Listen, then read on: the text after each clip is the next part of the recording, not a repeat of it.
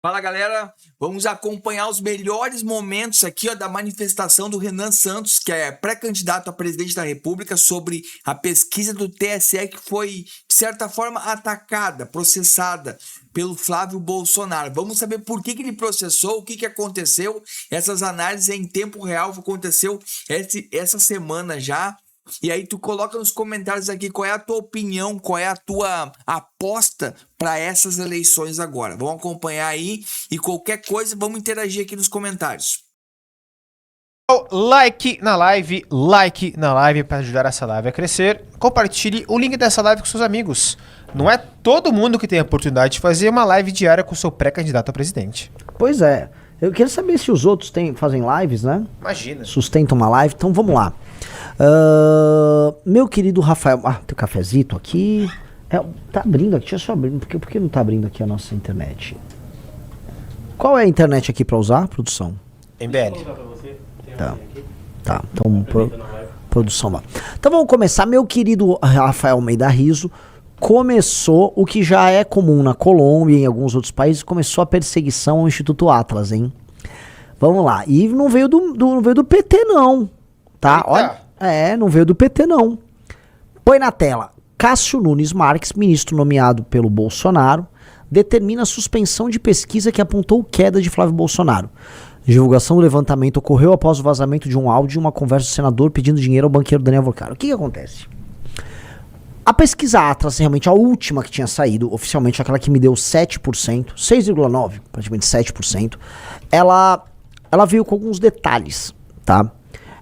Na pesquisa, uma das perguntas que foi feita foi, eles passam o áudio do Flávio e perguntam o que acham do Flávio e tal, o que você acha que isso vai comprometer o senador. Pois bem, o Flávio, o Bolsonaro, primeiro pegou o famoso jornalista do Botox, Cláudio Dantas, o Cláudio Dantas todo botocudo, ele veio falar que a pesquisa estava enviesada, que ela estava fazendo a cabeça da pessoa que era pesquisada, porque ela passava o áudio do Flávio.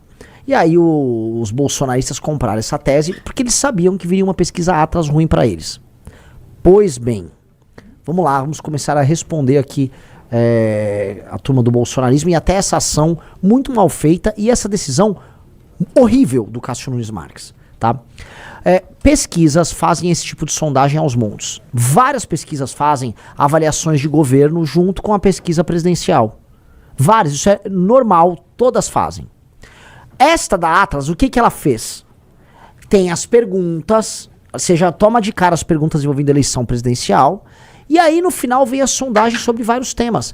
O maior, vamos colocar aqui, a maior alvo desse tipo de coisa é em geral quem é mandatário, quem é presidente da República, porque depois de fazerem a pesquisa presidencial, vem pesquisa sobre inflação, preços dos alimentos, segurança, tal. Em resumo, a resposta que o cara dá sobre o Flávio é depois da pesquisa de voto. É óbvio, não interfere. E isto é aceito no mundo inteiro. Aí os Bolsonaro responderam, né? Ai, que absurdo, não sei o que. E conseguiram uma liminar porca do Cássio Nunes. E não há o que dizer, é uma liminar porca. Porca, para impedir a divulgação. E difícil, porque assim, estamos falando realmente de um país que pesquisa eleitoral é um nicho de mercado fechado. As pesquisas que são minimamente... As pesquisas que são minimamente sérias aqui no Brasil, infelizmente, tem que ser pesquisas que têm participação internacional. E essa é a beleza da Atlas. Como ela é um instituto internacional, a Atlas ela não vai... A tendência da Atlas, eu espero, né, mas parece ser o caso, é de não se vender para os políticos ou para uma determinada emissora. Eu já expliquei para vocês dos interesses de quase todas. A Paraná Pesquisa é bolsonarista, tem negócios com a turma do bolsonarismo. Um negócio assim, eles fizeram pesquisa pro Bolsonaro em 2022. A Quest, eu nem comento, né? Eu já mostrei para vocês. O Instituto de Pesquisa Quest tem contratos de assessoria com clubes de Minas, clubes de tênis de Minas Gerais, da turma da elite de BH, que é ligada ao Zema, com a Localiza, que é do maior doador do Zema, com a CEMIG, que é uma empresa estatal de Minas. E aí ele ficava falando bem nas reuniões de consultoria, né, o cara da Quest, sobre o Zema. Antigamente tinha a famosa CNT Census, que era um instituto de pesquisa que fazia pesquisas enviesadas pro PT. Isso, o Vox Populi, você lembra do Vox Populi, Riso? Lembro. Era outro que fazia pesquisas pró-PT. Sumiu? Sumiu. Nunca mais ouvi falar do Vox Populi. Então, por que eu tô falando disso? Eu já confiava na Atlas antes de eu ser pré-candidato e confio hoje. E a Atlas costuma sofrer represálias e perseguições em vários países, especialmente países de terceiro mundo. Ela teve problema agora na Colômbia, vários lugares. Os caras querem impedir divulgação de Atlas, atacam a Atlas. A Atlas ela já virou um hit. Quase todos os lugares tem Atlas, a Atlas passa por perseguição. Like na live. Tá? Então, esse é o patético cenário à disposição. Então, veja só, o presidente do TSE determinou nesta segunda-feira a retirada do conteúdo e a suspensão da divulgação da pesquisa da Atlas. A pesquisa apostou em maio queda de 5 pontos na intenção de votos. Com isso, apenas a empresa não poderá manter os dados manter os dados em seus canais oficiais. A divulgação, levantamento, blá, blá, blá. Em resumo, a Atlas não pode divulgar no site oficial da Atlas a pesquisa, o que quer dizer absolutamente nada, só para ficar claro. Também como é uma liminar não quer dizer nada. Mas denota já uma postura de gestão de crise e de desespero da pré-campanha do senhor Flávio Bolsonaro. Flávio Bolsonaro tem uma pré-campanha horrenda. Eles estão gastando os rios de dinheiro nas viagens do Flávio Bolsonaro, naqueles eventos que custam fortuna. Cada evento ali é 1 milhão, 1,5 milhão, 2 milhões, 3 milhões. Fora que ele tem que voar de jatinho, a hora do jatinho é uma fortuna. Então é uma campanha muito cara, né? Ele já gastou, volta ao local, o Flávio gastou milhões nessa campanha e ruim. E ela é ruim porque ela é ruim de nascença. Uma campanha que nasce ruim de nascença não tem muito o que se fazer. Ela nasce ruim porque o candidato é ruim, porque o candidato é envolvido em escândalos de corrupção, o candidato não tem proposta, foi um péssimo senador, foi um péssimo deputado estadual, então não há muito o que se esperar do senhor Flávio Bolsonaro. Tá? Então é natural que eles tenham que fazer uso desse subterfúgio. Mas isso, vamos lembrar, o Flávio é o candidato igual o Caneta Azul que avisou que não vai divulgar suas propostas porque vai perder voto. Mas isso vai me abre espaço agora para uma outra discussão que eu acho importante, porque eu fui alvo de uma eu fui entrevistado, uma boa entrevista eu fiz para um jornalista, já ela vai sair. O fato é que esse processo que o Flávio Bolsonaro fez aí para cercear ali a pesquisa, não sei se foi uma boa, tá? Também como não acredito que aquela pesquisa dessa maneira, mostrando o áudio dele, óbvio que foi uma pesquisa meio que induzindo as pessoas a não votarem. Porque daí a pessoa que escuta o áudio de um pré-candidato a presidente, o cara vir pegar e... aqui tá falando com um banqueiro que tá preso. O que tu acha? A pessoa vai correr, não vai votar no cara, entendeu? Mas é a mesma coisa se tu fizer uma pesquisa com as interceptações do Lula da Lava Jato, por exemplo, e assim por diante.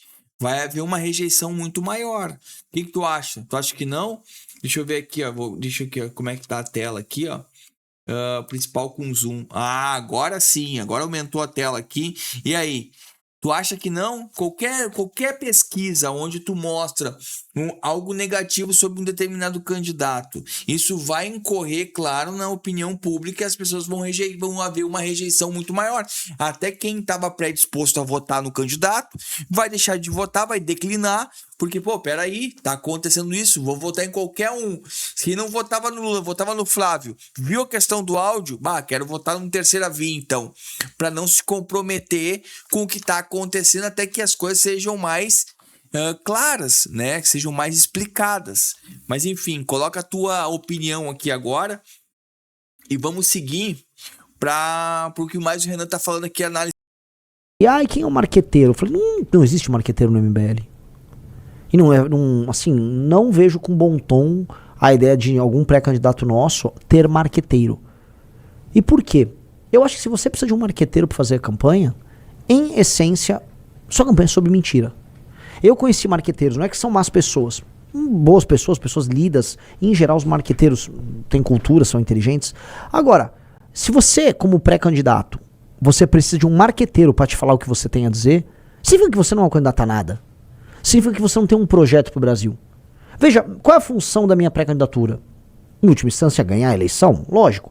Mas eu tenho que ganhar para implementar a minha agenda. E é uma agenda de Brasil que tem livros publicados. Então minha função é divulgar uma agenda política de Brasil da melhor maneira possível. pagando o preço por coisas que o cidadão eventualmente não vai concordar. Quando você contrata um marqueteiro e o marqueteiro diz o que você tem que falar, como você tem que se vestir, te entender. Então, você não é nada. Você é um produto genérico numa prateleira. Então eu tenho uma ressalva muito grande essa coisa do marqueteiro. E o Flávio fica mudando de marqueteiro como quem muda de cueca. O Lula também tava, né? Que ele manteve o Sidônio. Mas o Lula uma hora era o João Santana, antes era o Duda Mendonça. Eles ficam lá também pulando atrás de marqueteiro, como se isso fosse resolver alguma coisa. Eu conheço casos, só pra falar pra vocês, que as propostas de um candidato são montadas pelo marqueteiro. O marqueteiro faz pesquisa. Você tá rindo isso? A gente sabe que é isso. Sim. Ou então o marqueteiro ele levanta assim, ele faz aquelas pesquisas quanti, que é aquelas pesquisas que pegam a opinião geral dos brasileiros. A preocupação brasileira é segurança, é corrupção. Aí ele vai lá e cria umas propostas lá sobre segurança e educação. E aí depois ele faz a quali, que ele bota um grupo de pessoas que se chama Focus Group dentro de uma sala, e aí eles botam vídeos e ficam discutindo sobre as preocupações daquele perfil eleitoral para ter conclusões, e aí ele cria as propostas do candidato e a campanha do candidato. É por isso que as campanhas dos candidatos são todas absolutamente genéricas. Tem coisa mais genérica, por exemplo, do que as campanhas à la Geraldo Alckmin. Olha, a Dona Maria, ela quer saúde, ela quer emprego na ponta, ela quer transporte de qualidade, ela quer segurança, tá? E olha só, ela não aguenta mais a roubalheira dos políticos. Isso é só platitude essencialmente genérica. Tá, me fala aí uma política de corte de gastos do governo que você vai ter que fazer que é impopular. Olha, nós vamos cortar aquilo que é desnecessário, igual a dona de casa faz quando ela tá com o orçamento apertado. Vai ter que no mês cortar um pouco da bolacha, tá? De uma visita às vezes no restaurante, mas tudo em prol da família ficar feliz. Esse é o discurso do marqueteiro. Eu tô fazendo tudo ao contrário. Eu acho que a nossa pré-candidatura, se ela vencer a eleição, ela vai reescrever o playbook eleitoral. E o que é reescrever o playbook eleitoral? Vamos falar a verdade o tempo todo. Eu fui hoje na Band, na Rádio Bandeirantes, e lá na Rádio Bandeirantes eu fui nessa linha. Um cara me perguntou, reforma fiscal, eu falei, ninguém vai falar que vai precisar desindexar aposentadoria e BPC do salário mínimo, que é altamente polêmico, que vai precisar fazer outra reforma da Previdência. Ninguém quer falar pro eleitor isso. Querem mentir pro eleitor, e eu vou falar. Olha como é libertador. Falei, galera. Tá dito. Com isso que ele tá falando aí, tá? Isso é muito importante porque desindexar vai gerar em torno de uma receita de 200 bilhões ou milhões, não bilhões, B com B de bola, tá? De orçamento extra para a União. Então, só que isso aí é totalmente impopular, né? E aí, o que tu acha de conhecer um pouco aí a questão do Renan Santos? Me conta aqui nos comentários aqui. Tá gostando desse pré-candidato? Vou botar agora aqui os outros pré-candidatos para que a gente possa debater um pouco sobre cada um, tá? Então vamos seguir acompanhando, porque é importante. A nossa decisão hoje vai determinar os próximos 20 anos.